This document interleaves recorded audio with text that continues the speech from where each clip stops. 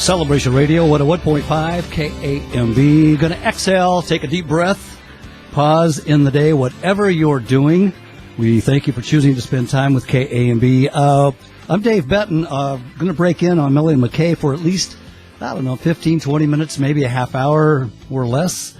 It all depends. We have guests in the studio. As you well know, the Beautiful Offerings Tour is coming to the Merced Theater tonight at 7 o'clock. And we have the privilege and honor, actually, to welcome Plumb into the studio. Hello, how are you? I'm good. How are you? I'm doing great. Now, you guys are doing okay because last night was the first kickoff. First night. In Auburn. So we are just full of energy. Full of energy. Catch the concert now. I kind of feel sorry for those that come to like the 53rd concert or something. Like, you never know if we'll have like a new, burst of energy or if we'll be kind of. Yeah, but you got Big Daddy Weave and Jordan Felice. He's a dynamic young man too. Yeah, he is. Everybody's great. Yeah, everybody's great. It's going to be really, really great. 7 o'clock tonight, the Merced Theater. Tickets still available, I believe. CelebrationRadio.com. I want to welcome you here for quite a few years now. We have you've one of what we call a core artist with KAMB, and always enjoy the new things that you have coming out. And you have a new song that is being released, and we're going to be hearing that shortly. But let's start maybe some things that people really don't know about you to start with. Background. You were, well, go ahead and share a little bit. I've got a couple of things I'm going to ask you about. No. How far back do you want me to go? Oh, my goodness. Day 2. I was born in Indianapolis. You were born in Indianapolis. I started out as a backup singer. And in doing so, got a call from a label, which led to a couple of records, kind of got my feet wet, and then led to another label, which is where I'm at now. And made a few records, had what felt like 100 kids, but I actually had 3 kids, like back to back. So I was kind of knee-deep in motherhood for a while. And then here I have fast-forwarded through a season of tremendous darkness. My husband and I split up, and we were getting a divorce, and then we remarried each other 18 months later, and Exhale is the record kind of birthed out of all of that, which is why it's a lot more worshipful than the, Plumb band back from 1997 that is, all alternative rock. I just have a experience that I've gone through that has made me in a more worshipful place right now while still trying to be Plumb. So. What a powerful way God uses our lives if we just give it over to Him. I mean, the power of reconciliation. Yeah. That's incredible ministry. You now have another branch of ministry for the rest of your life as well. Sure, absolutely. I think it was Beth Moore that said God wants to take your pain and give it purpose.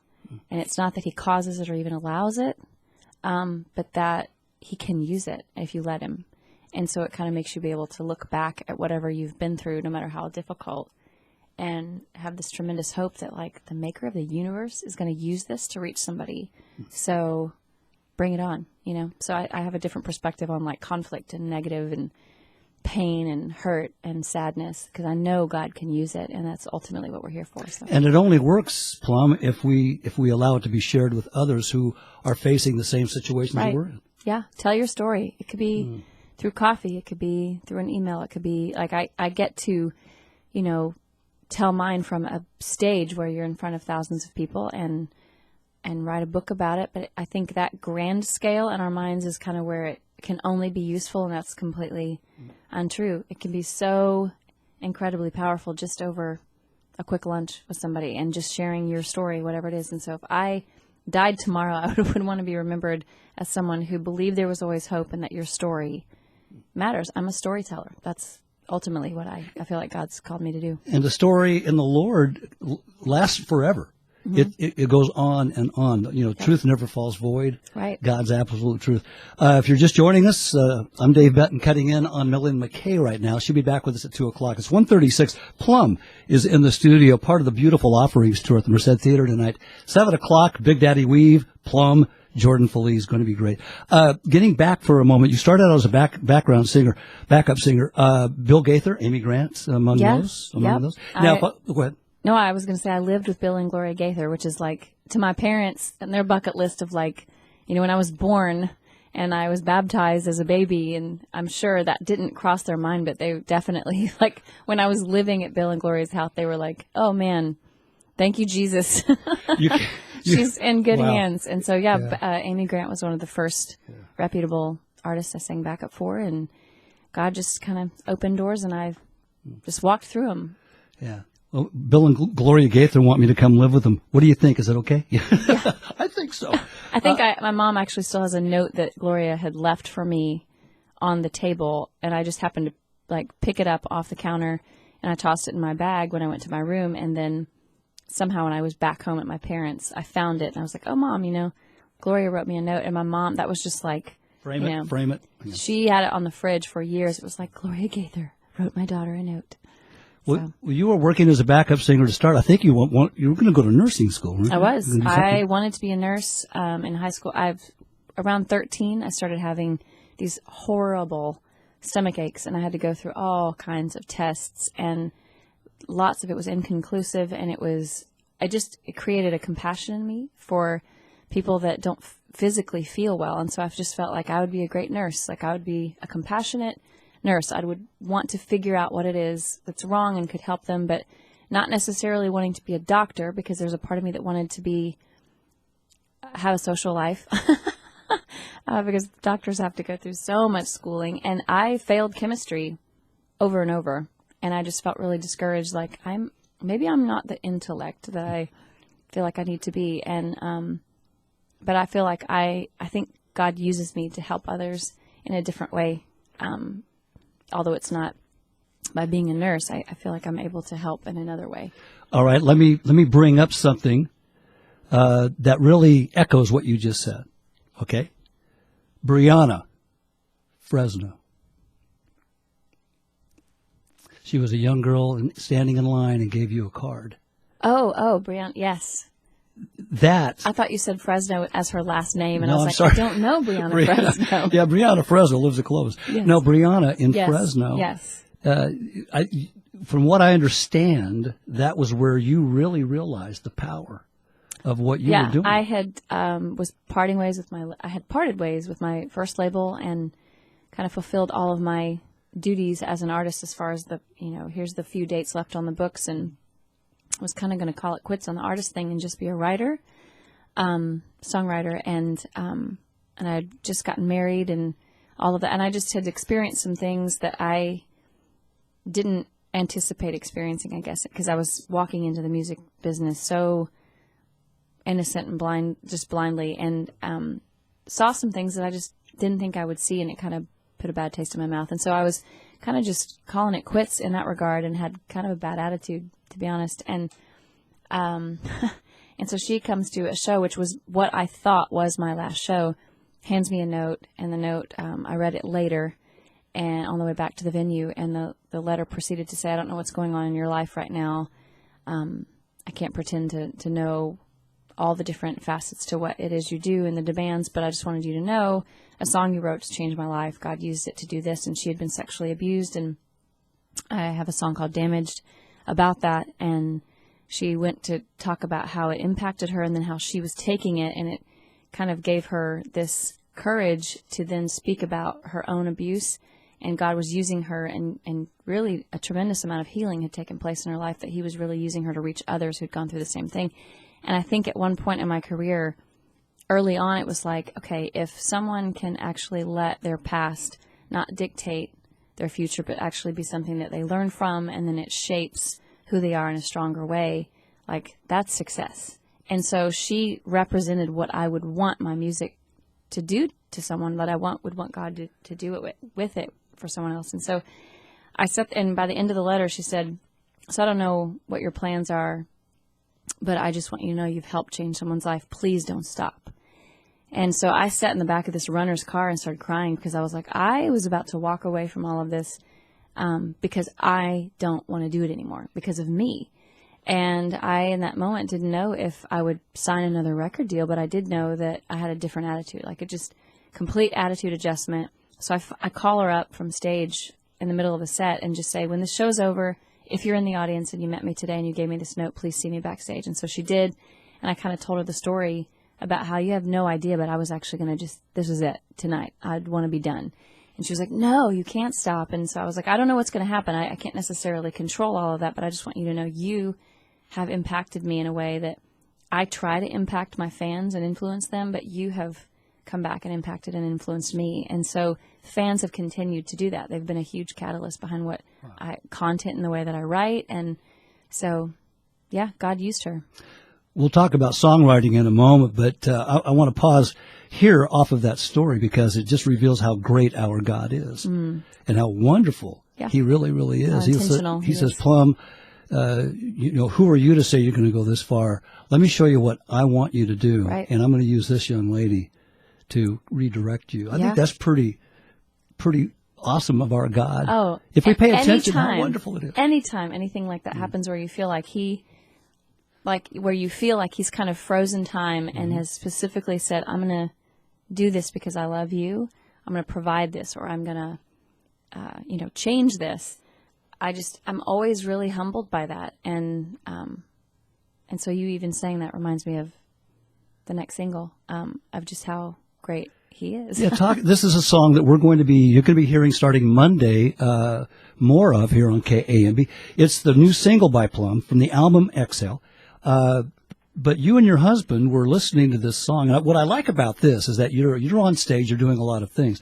And there's always that perception people have of what you do and, but they need to understand that you need ministry as well. You need to be ministered. You need to be brought to that place. And this happened with you and your husband. Explain that quickly in the car about the song. You give and give and give, and you need to be given too. You need to be filled back up. And so we were newly reconciled, and my manages an artist called Young Oceans, and I was listening to their record, and it was kind of the first time that I can remember that now reconciled and back together as a couple, we were both worshiping at the same time, and it was this song, and it just kind of captured really quickly and beautifully a very simple sentiment that He is so much greater than we can even wrap our minds around. And in our season of reconciliation, Lamentations 3:23 was a huge verse for us, that His mercies are new every morning.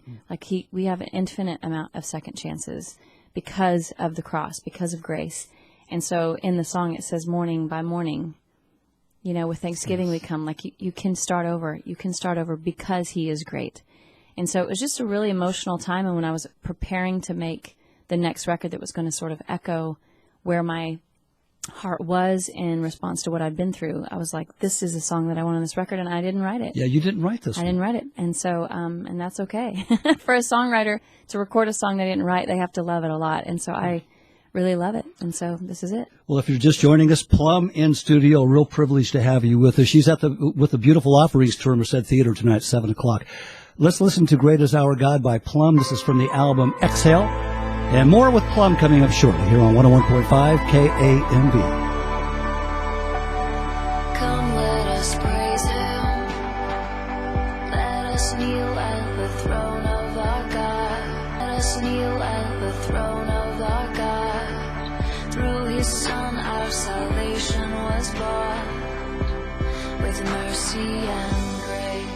Celebration Radio, 101.5 KAMB. That's the brand new single by Plum from the album Exhale, and Great Is Our God. I'm Dave Benton. It's 1:48, and along with Plum, live in the studio here at KAMB. Appreciate that beautiful song. Thank you. Beautiful song. And that's interesting. As much as you write, this is one you did not write. I did not write. I love it.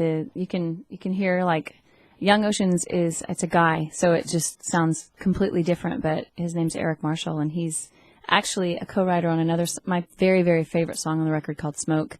We wrote together, and so he's a great dude. He's someone worth checking out as well. Well, speaking of songwriters, you lived next door for a while to a pretty nifty songwriter, Mark Bradley, wasn't it? Formerly of Jars of Clay. Oh, yeah, I did. You started writing, that's when you first started writing, right? Matt Brownlee. Matt, I'm sorry, yes, Matt. I knew where you were headed so with that, many but names. I didn't want to correct you on the air. No, Matt please, Brownlee, yeah. Everyone else does, so go right ahead. Matt Brownlee, yeah. He lived right across, I bought his guitar, and his little guitar for sale sign was in the mailroom, and I kind of, pulled off the little phone number that you can cut with scissors and lift, on a piece of paper, if you know what I'm talking about. Yes. And I went to buy it, and we got into a conversation, and I discovered he was a believer, and then I discovered that he had, was familiar with Christian music, which is something I was about to, be a part of. And then he said, well, now you're signed to a label. And I was like, hey, I'm brand new. Nobody's heard of me. That sounds a lot more glamorous than it is. He said, yeah, but what label? And I told him, and he was like, funny thing is, I'm the original lead guitar player in Jars of Clay. And so immediately this comfort came over me of like, I can totally trust this guy. And he became one of my best friends and is to this day my number one co-writing partner of almost the majority of what I do. And so, yeah. Well, I like what he said about you. Raw, lyrically introspective vocals floating across an epic landscape. He's a good guy. Yeah, he has a way with words. I mean, obviously, being a songwriter. He's a writer as well, so.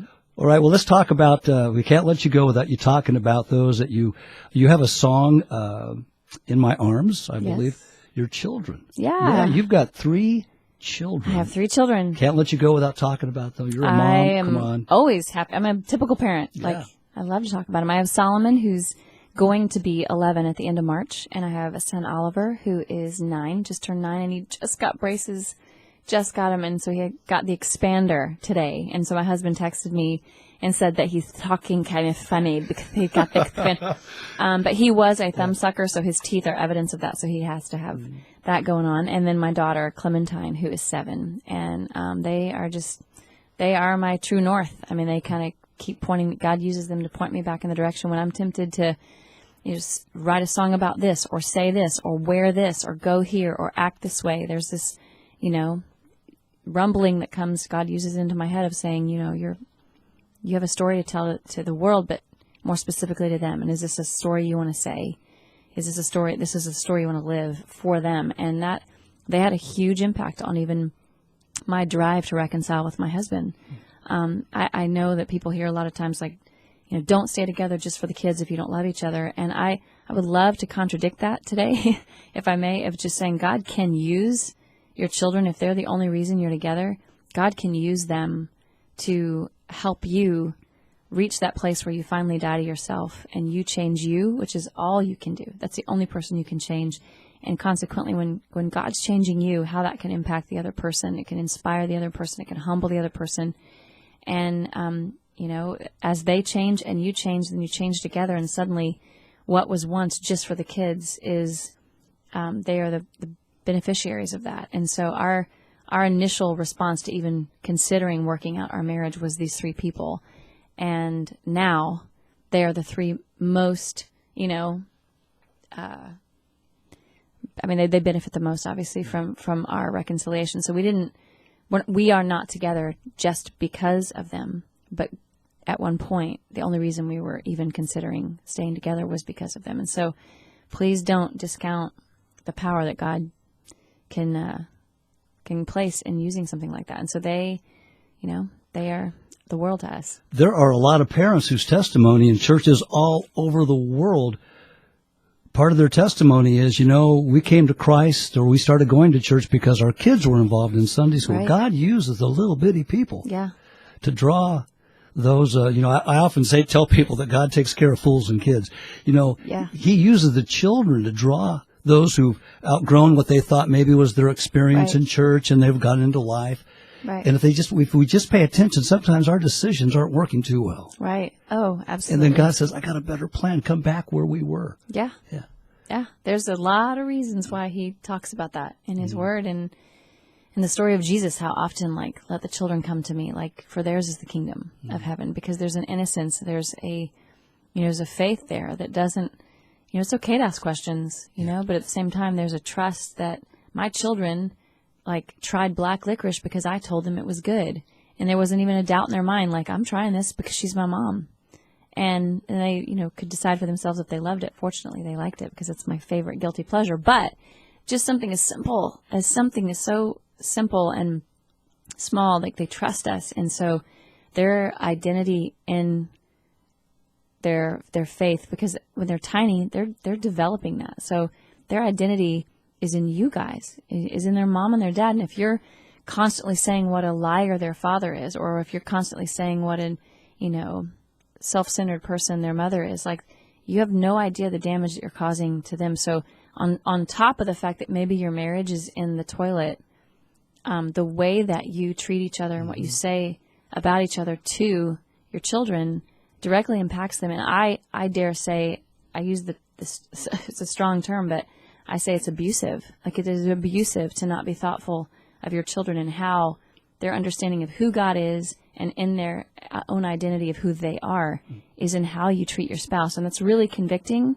And I don't nail it. I mess it up all the time, which is, part of the reason my husband and I almost got a divorce. But if you're interested in being honest with yourself, you have a huge part to play in that, and God can use that to bring you back into who you were created to be. Well, I know how those kids really impact you and really, really minister to you, because at Winter Jam a year ago, I remember through your whole presentation, when you got to the part where you started talking about your kids and you sang that song, everything about you changed.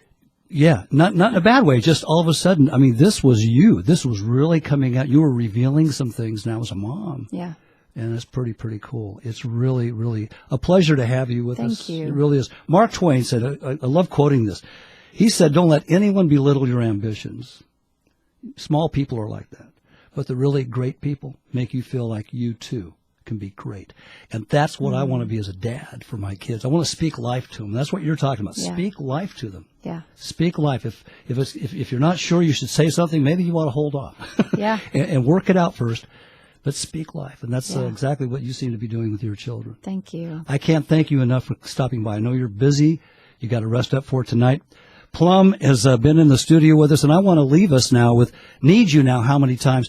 Talk about this song before we play it. Yeah. The writing session, the inspiration behind that writing session was me talking about my struggle with anxiety and stomach aches and all of that from, in high school, and of how many times I needed him, how many times he was faithful to come through. And consequently, after my husband and I separated, I had just finished recording it and never knew how much I would need that song. And when it ministered to me the way that it did, it was really the first time I have a memory of my own song almost ministering to me as if I was just the listener and not the writer. And there was a tremendous amount of hope that came into my heart about it, because I felt like if God can use it in my own life as the writer the way that he is right now, how many more need a song that they can scream at the top of their lungs instead of, the image we get of like, go quietly into your closet and pray. Like, this is the prayer that you scream at the top of your lungs when you need him the most. Yeah, we go to the Lord in all things, right? Great, as I say, Lord, if we needeth thee, thou thanketh thee for all this. But yet when life crashes, God, we yell. I need you help. All right, Plumb in studio, thank you so much for making time. Thank you for having me. What a real privilege this has been. Plumb in the studio tonight, the Beautiful Offerings Tour, Merced Theater, 7 o'clock. Full information, celebrationradio.com. Here's that song, Need You Now, How Many Times? It's 157, 101.5 KAMB.